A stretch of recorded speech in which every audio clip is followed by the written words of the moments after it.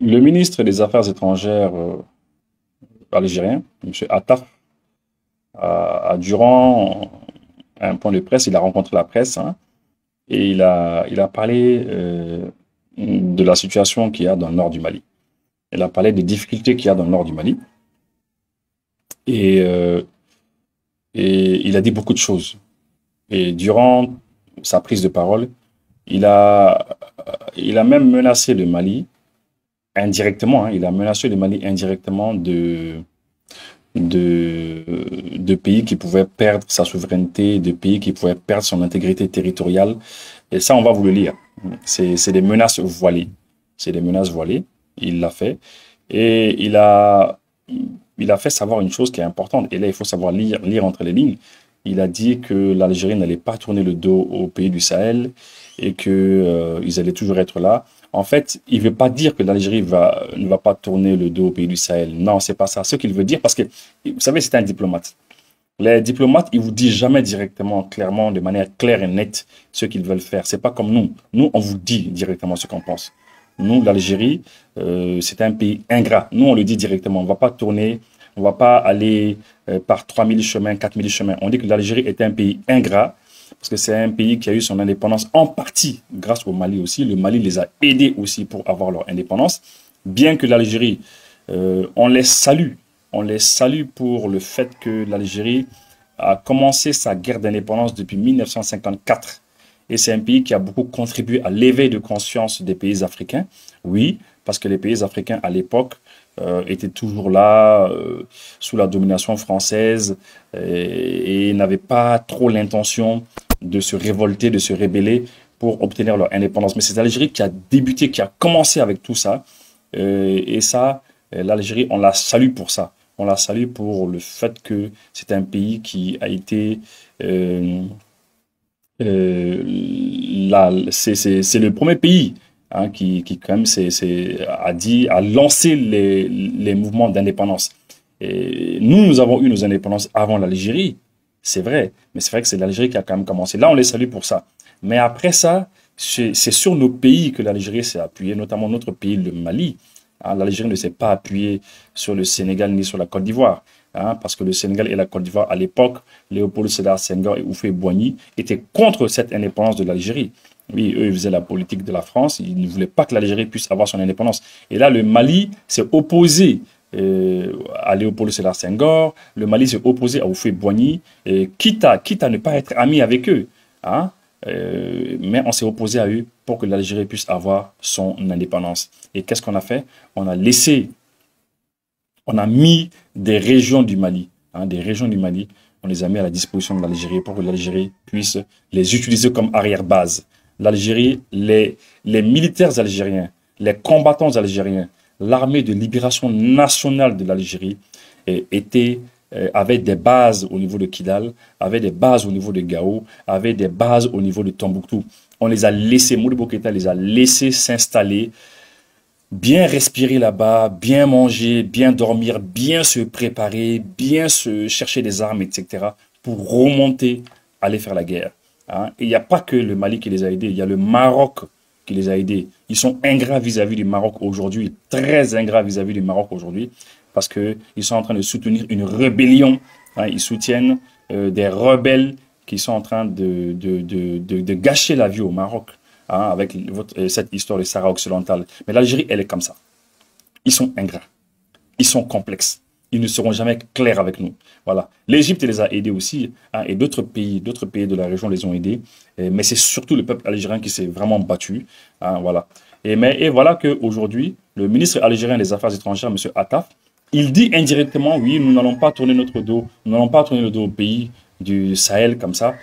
En fait, il fait comme si il se souciait du Mali, il se souciait des Maliens, ils veulent la sécurité des Maliens, ils peuvent pas nous tourner le dos. Parce que quand quelqu'un te dit, je vais pas te tourner le dos, tu as l'impression que la personne, elle va t'aider. Quand tu dis à quelqu'un, non, je te tourne pas le dos, je vais t'aider, je vais te faire ci, je vais te faire ça, je vais t'envoyer une bouée de sauvetage, je vais faire ci, je vais faire ça. Mais c'est des histoires, c'est des bêtises. Quand il dit on va pas tourner le dos au pays du Sahel, il veut dire que nous n'allons pas tourner le dos aux rebelles terroristes qui sont dans nos régions qui nous empoisonnent la vie. C'est de ça qu'il veut parler. Il faut bien comprendre ce que le ministre Attaf il veut dire. Il ne va pas leur tourner le dos à cette rébellion qu'ils soutiennent. Cette rébellion qui est soutenue en partie par l'Algérie et par la France, l'Algérie ne veut pas leur tourner le dos. C'est ce qu'il veut dire dans ses paroles voilées. Mais il ne peut pas le dire clairement. Voilà. Et c'est quand même dommage de voir un pays qui aujourd'hui, les dirigeants algériens d'aujourd'hui, c'est dommage de voir que ces dirigeants aujourd'hui ne sont pas comme Ahmed Ben Bella. Et je crois que j'ai bien prononcé son nom, Ahmed Ben Bella, et fut le premier président algérien. Le premier président algérien, c'est Ahmed Ben Bella. Hein? Et c'est lui que Modibo Keïta a aidé. On les a aidés pour qu'ils puissent avoir leur indépendance. Ils ont eu leur indépendance et on était bons amis. On était bons amis. Après, Ahmed Ben Bella nous a aidés aussi pour résoudre la crise des Touaregs que nous avons vécu, si je ne me trompe pas, dans les années 62, etc. Après, oui, ils nous ont aidés, ils nous ont aidés. Il y a eu, sous Modibo Keïta, je crois qu'il y a eu 2 crises Touaregs, un truc comme ça. Il nous a vraiment beaucoup aidés. Il nous a aidés parce qu'il a fermé ses frontières. Il a dit, ah non, vous n'allez pas aller frapper les Maliens et puis venir chez nous. Ça, il n'y a pas question. On va vous rendre aux Maliens et ils vont vous rentrer dedans. C'est ce qu'il a dit et c'est ce qu'il a fait. Et là, finalement, cette rébellion n'avait pas le choix. Ils ne pouvaient pas venir frapper les Maliens et repartir chez eux. Et aujourd'hui, les dirigeants algériens qui sont là, M. Tebboune, le président, qui est dirigé par les généraux, parce que vous savez que l'Algérie, qui souvent traite le Mali de pays putschistes, ou bien qui dit que nous avons fait un coup d'État, moi, ça me fait rire, parce que, écoutez, un pays qui est dirigé par les généraux, un pays dirigé par l'armée, tout le monde sait que c'est l'armée qui dirige, les vieux généraux qui sont en Algérie, c'est eux tous là qui dirigent le pays. Et chacun a ses intérêts, chacun fait ses business à côté. Hein, et le président ne peut pas faire toujours ce qu'il veut. Hein. Ah oui, en Algérie, on le sait.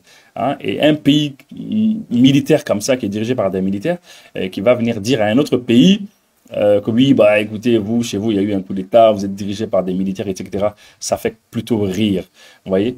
Alors, c'est dommage que ces dirigeants d'aujourd'hui ne reconnaissent pas ce que le Mali a fait hier.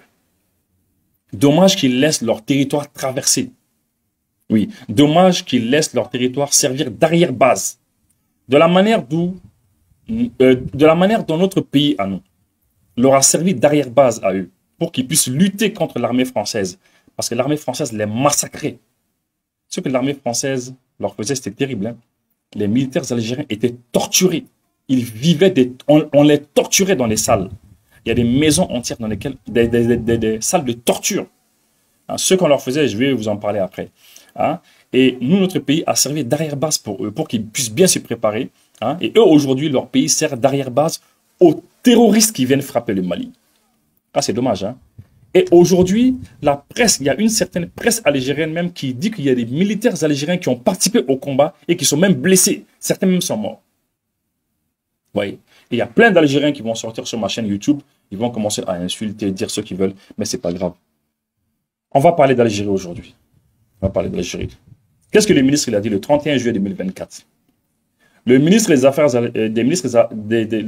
Affaires étrangères, Ahmed Attaf, a exprimé ce mercredi 31 juillet, oui, il a exprimé sa première réaction officielle, disons, il a exprimé la première réaction officielle de l'Algérie face à la dégradation de la situation dans le nord du Mali. Vous savez, lorsque vous dites qu'il y a une dégradation dans le nord du Mali, les gens qui ne savent pas, je ne parle pas de la presse mainstream, les TV5, les France 24, les LCI, toutes ces histoires de médias. Heureusement qu'il y a des médias aujourd'hui alternatifs. Hein. Aujourd'hui, il y a des médias alternatifs. Nous, on est là au Mali ici, on vous dit ce qui se passe.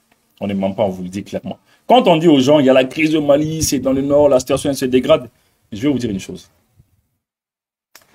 Autrefois, les terroristes rebelles que l'Algérie soutenait, ainsi que la France et l'Union européenne derrière, et avec leurs grands frères, les États-Unis derrière.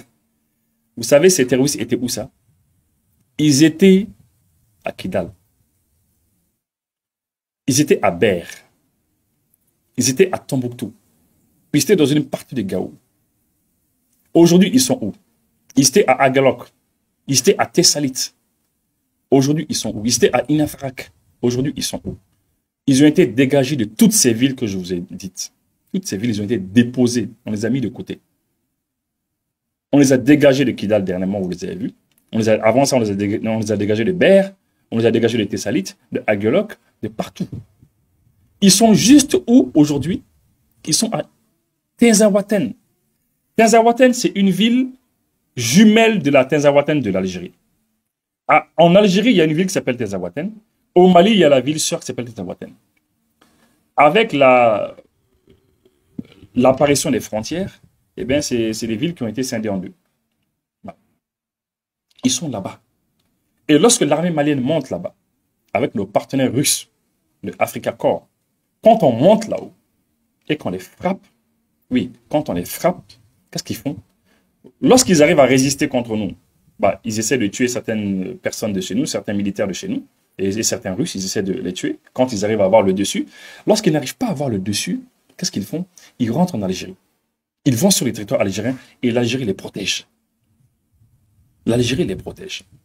Et ça se passe comme ça. Et l'Algérie, nous avons des raisons de penser que l'Algérie les arme aussi. Et l'Algérie aussi, nous avons des raisons de penser que l'Algérie utilise aussi des militaires algériens pour les défendre, pour les aider dans leur combat. Oui. Parce que la presse algérienne, une certaine presse algérienne opposée au régime algérien l'a dit. Puisqu'ils l'ont dit, moi je ne sais pas pourquoi ils l'ont dit, hein, c'est eux qui ont parlé de la ville de... c'est quelle ville là? C'est Timawin, un truc comme ça, attendez, ouais je crois que c'est ça le nom, hein, Timawin, c'est eux. C'est eux qui ont parlé de Borguessa, etc. Les villes algériennes, là, moi, je ne les connais pas. Moi, je ne les connais pas parce que je ne vais pas en Algérie, je m'en fous d'aller en Algérie, je n'ai rien à faire là-bas. Hein? Mais les villes algériennes, c'est pas moi qui le dis, c'est la presse algérienne qui parle de ces villes. Moi, je ne parle pas de ces villes. Hein. Moi, je ne connais pas ces villes-là. Voilà. Ils parlent de quelle et quelle ville? Ils parlent de Borguessa. Borguessa, je ne connais pas. Ils disent qu'ils ont des militaires qui ont été à Borguessa. Ils parlent de Timawin. Je ne connais pas. Ils parlent de Bordji Badi Mokhtar.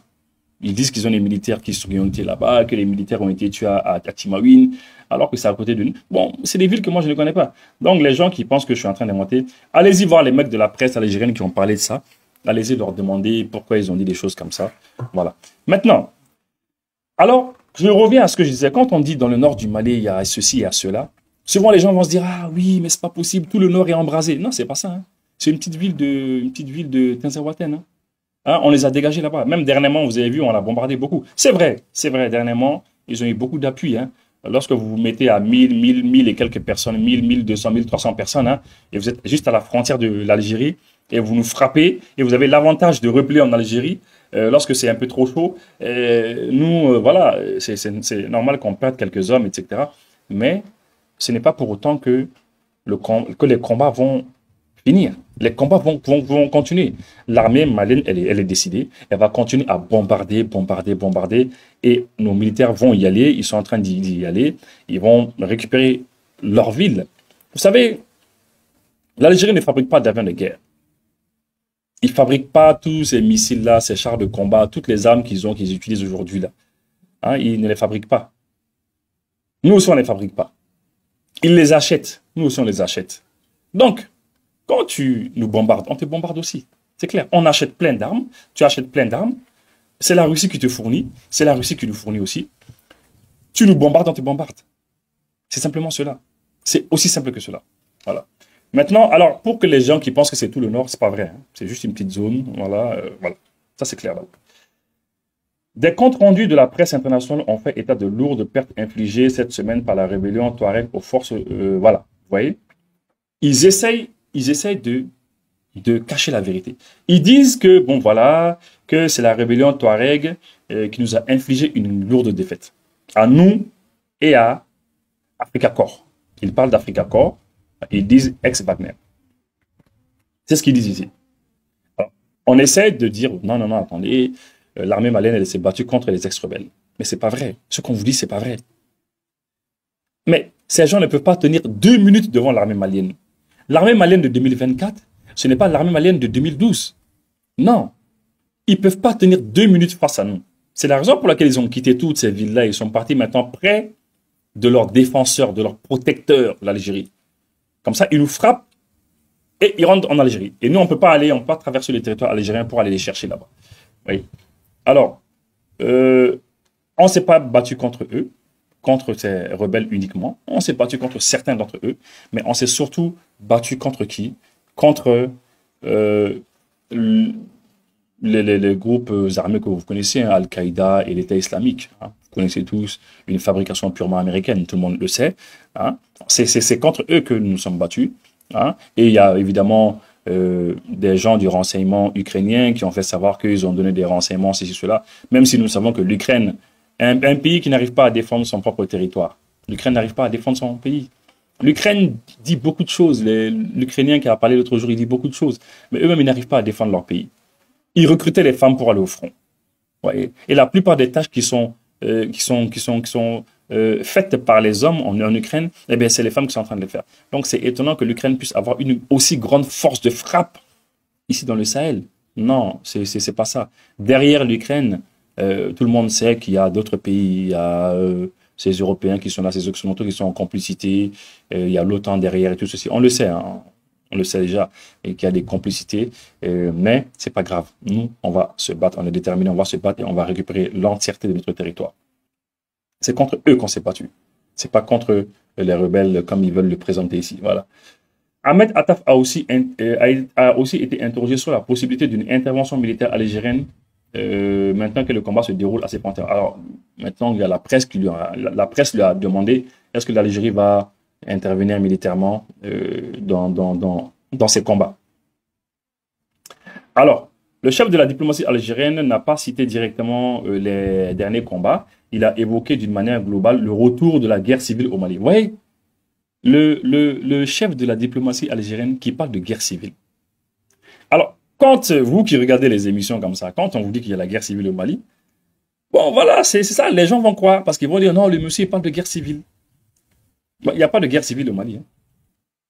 Ça, je vous le dis, hein, il n'y a pas de guerre civile au Mali. Au Mali, ce qu'il y a, c'est un pays, l'Algérie, qui soutient des terroristes rebelles. Et c'est tout.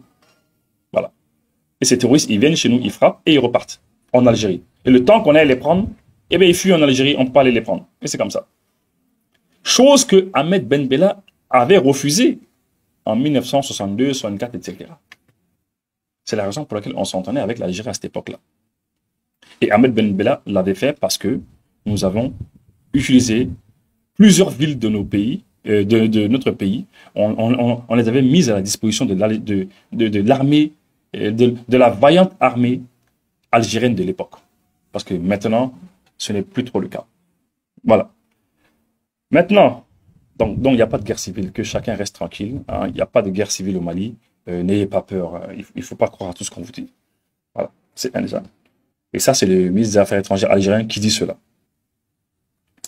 On va continuer encore. Attaf a rappelé les mises en garde de l'Algérie lorsque les autorités maliennes se sont retirées de l'accord de paix d'Algérie en janvier dernier. Vous voyez, le ministre des Affaires étrangères algérien qui met en garde, qui rappelle, hein, il dit que non, bon, on vous rappelle que on vous avait mis en garde, on vous avait dit de ne pas quitter l'accord d'Algérie.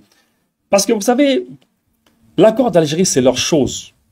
C'est leur chose. C'est leur chose.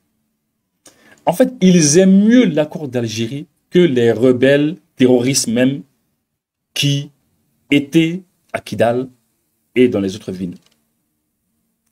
Ils aiment... L'Algérie soutient plus cet accord-là que ces rebelles-là. Vous voyez ça un petit peu? C'est l'Algérie qui pleure depuis que nous nous sommes retirés de l'accord d'Algérie. C'est-à-dire, on a fait du mal à l'Algérie. On leur a fait du mal le fait de se retirer de cet accord-là. Ah, c'est grave, hein? Ils ne sont pas contents. Tous les jours, les autorités algériennes rappellent cela. Tous les jours, elles nous rappellent que oui, on vous a dit de ne pas quitter l'accord d'Algérie, il faut revenir dedans, l'accord d'Algérie, l'accord d'Algérie. Parce que c'est leur chose. C'est ça qui les arrange. Maintenant, on n'est pas bête, on n'est pas stupide. On sait que vous êtes en train de faire du soutien à la rébellion terroriste. Cette rébellion terrorisme, ces terroristes, vous les soutenez à travers l'accord d'Algérie. On le sait.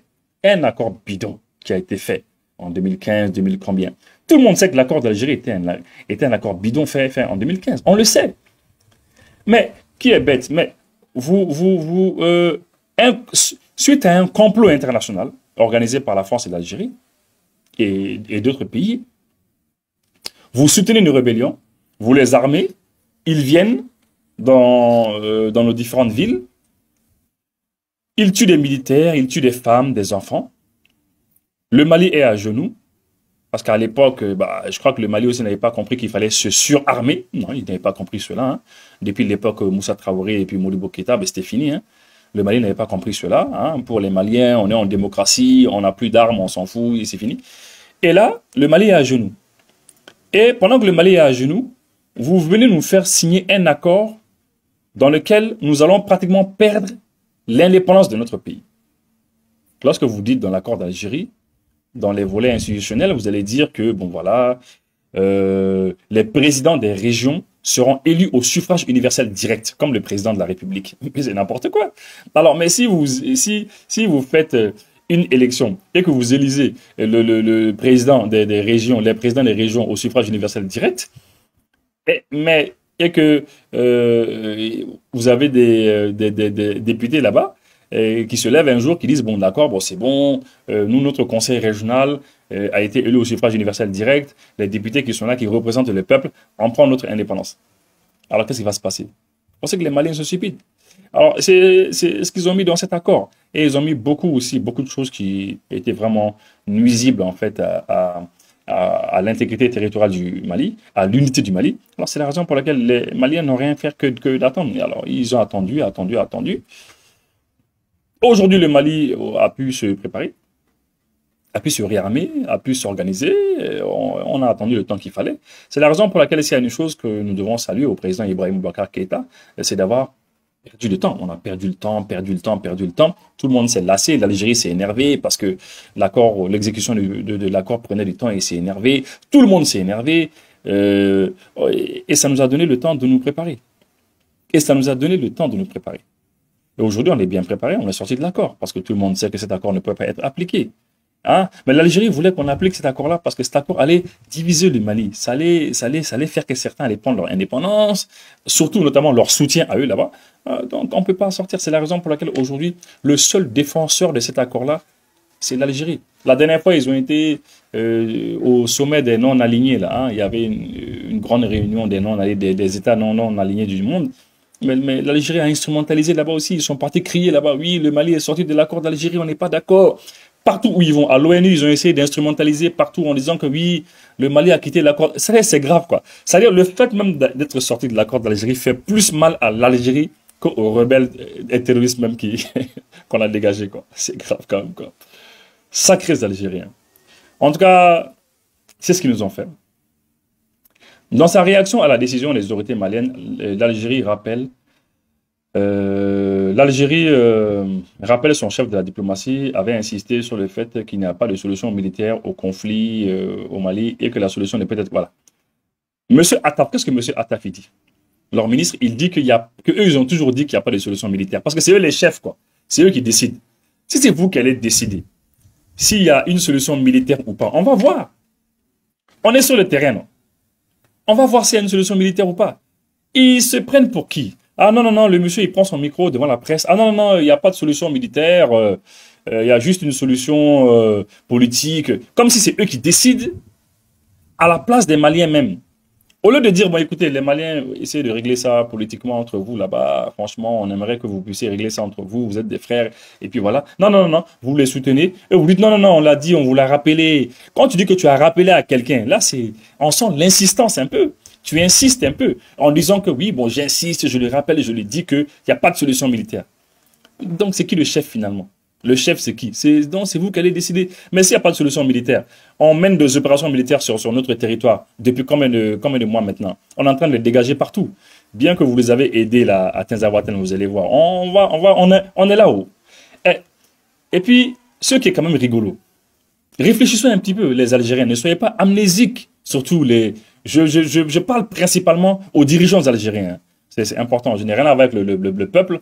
Voilà. Surtout les dirigeants, parce que c'est eux qu'on voit. Mais ne soyez pas amnésiques.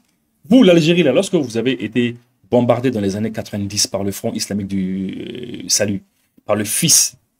Quand le GIA était là, toute cette période-là de décennies noires que vous avez vécue, tous les jours, nous, au Mali, ici, on entendait qu'il y a des groupes armés qui ont arrêté un autocar, ils ont descendu 50 Algériens, 60 Algériennes, ils les ont égorgés. Tous les jours, c'était comme ça dans les années 90, jusqu'en 2000. Donc, mais qu'est-ce que vous avez fait? Ah ouais, c'est politiquement que vous avez réglé cela? Vous n'avez pas réglé cela politiquement. Vous avez d'abord réglé cela militairement.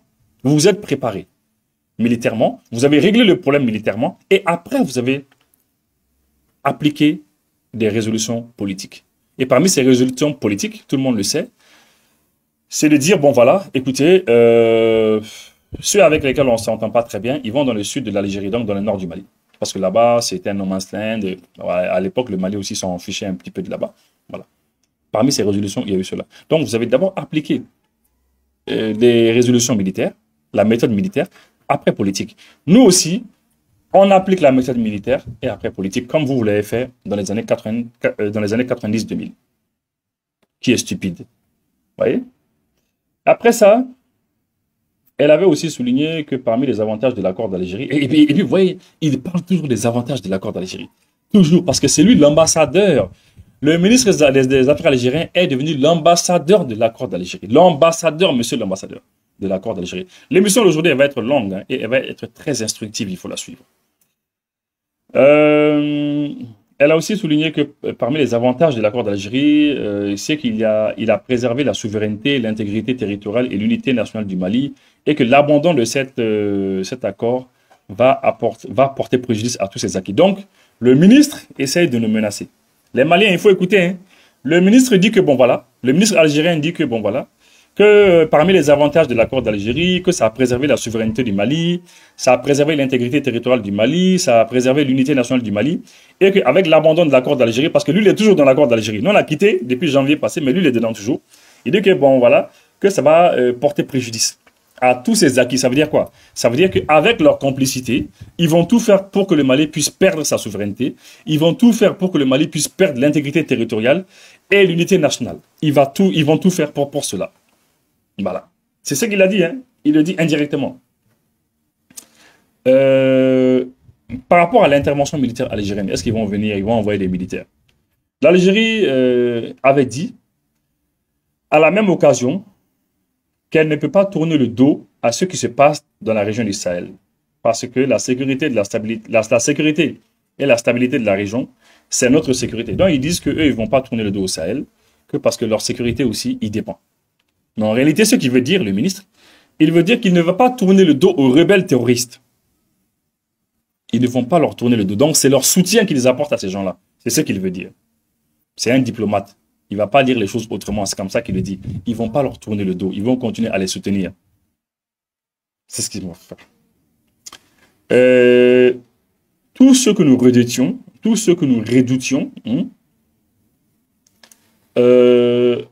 et puis voilà, je vais juste revenir encore.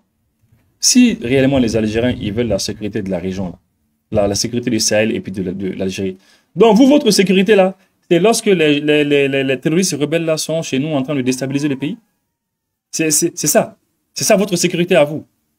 Votre sécurité, c'est ça. Au lieu de leur dire non, vous n'allez pas frapper les Mali, vous n'allez pas venir frapper les Mali et rentrer chez nous, parce qu'on va vous bloquer. Au lieu d'engager l'armée algérienne et essayer de bloquer ces gens-là. Non, non, non, c'est pas ça. Alors vous, votre sécurité, la sécurité pour vous, c'est lorsqu'il y a l'insécurité chez nous. C'est ce que ça veut dire. Parce que chez nous, quand ces gens-là sont là, c'est l'insécurité qu'il y a chez nous. C'est ça la sécurité de l'Algérie. Et ils ne vont pas leur tourner le dos. D'accord. On a bien compris. Tout ce que nous redoutions est devenu maintenant une caractéristique de la région du Sahel, c'est-à-dire le retour de la guerre civile contre laquelle nous avons mis en garde à déplorer. Voilà. Donc, ils répètent encore le mot guerre civile. Voilà. Qu'ils ont mis en garde contre la guerre civile qui se passe. Il n'y a pas de guerre civile ici. On est en train de se battre contre les terroristes soutenus par l'Algérie. Simplement, c'est cela. Voilà. Il parle de cela. Néanmoins, il a assuré que malgré tout, l'Algérie demeure concernée, attentive et préoccupée par ce qui se passe au Sahel. Voilà. Qui sont préoccupés. C'est des histoires, c'est des bêtises. Préoccupés de rien du tout. Nous avons suffisamment de bonnes intentions, de dispositions politiques et de volonté politique qui nous rend forts et qui nous incitent à toujours contribuer à tout ce qui sert la sécurité, la stabilité, bon, ça, on n'écoute pas ça. S'agissant de la possibilité de l'intervention militaire algérienne pour effectuer des frappes préventives, Ahmed Attaf la sans surprise catégoriquement écartée. Ils disent qu'il n'y a pas de possibilité pour qu'ils fassent des frappes, qu'ils interviennent ici, voilà. Il n'y a aucune possibilité. Voilà. Il a écarté cela. De toute manière, c'est leur affaire là-bas. Nous, en attendant, nous, on fait nos frappes là-bas. Et puis les frappes. Si l'Algérie doit faire des frappes, c'est sur son sol. L'Algérie ne peut pas venir faire des frappes sur le sol malien. Le sol malien, là, vous n'allez pas faire ça. Vous allez faire des frappes sur votre sol.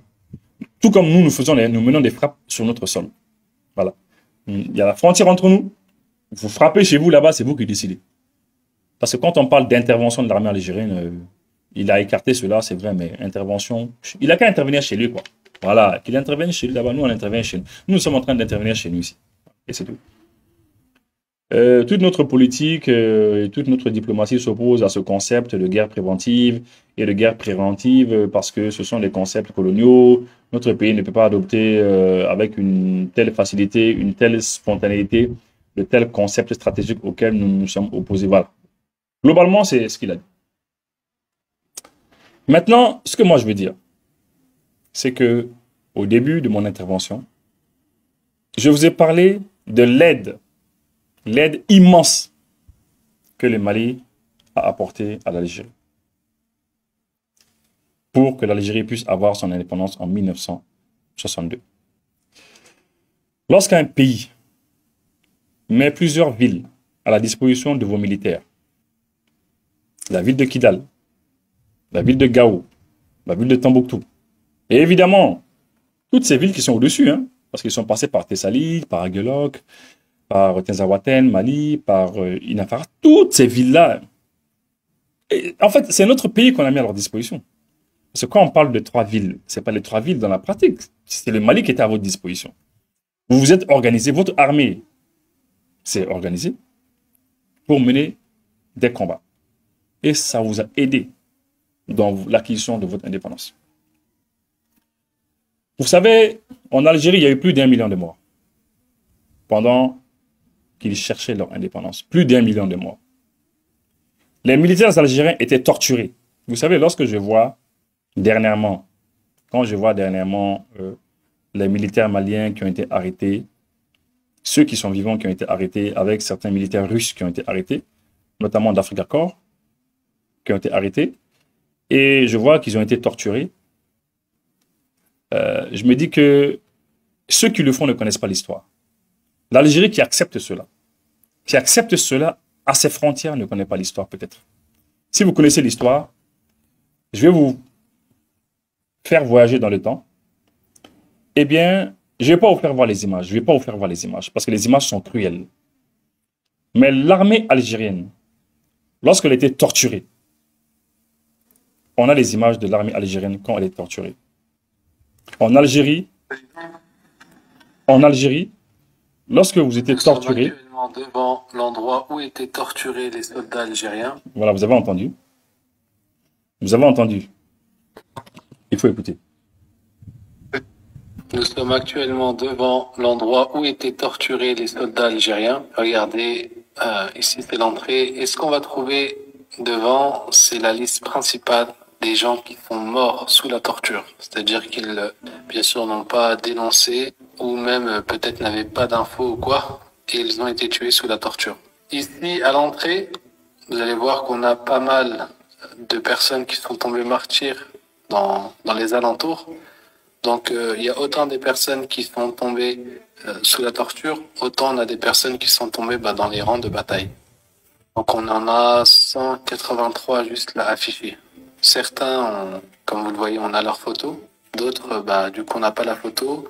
Mais généralement, on a les circonstances de comment il était mort. C'est écrit juste en dessous. Allah Azza wa Jalla leur fasse miséricorde. D'ailleurs, vous allez voir, il y a le Aïnouz dont je vous ai parlé, celui de ma famille. Donc lui, c'est celui dont l'école a porté son nom, donc Aïnouz Mohamed. Et là, c'est un autre Aïnouz qui lui est décédé sous les tortures. Qu'Allah leur fasse miséricorde. Là, on va regarder les différentes tortures qu'il faisait. Préparez-vous parce que vraiment, ça brise le cœur.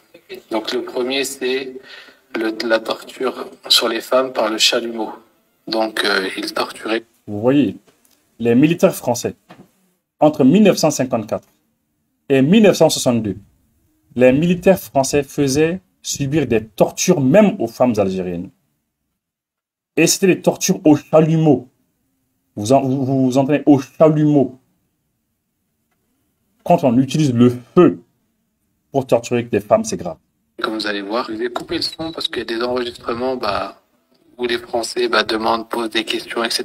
et des châchis. Donc comme vous voyez, hein, elles sont principalement ici au chalumeau, mais elles sont aussi pendues, par exemple pour celle qui est debout, par ses cheveux.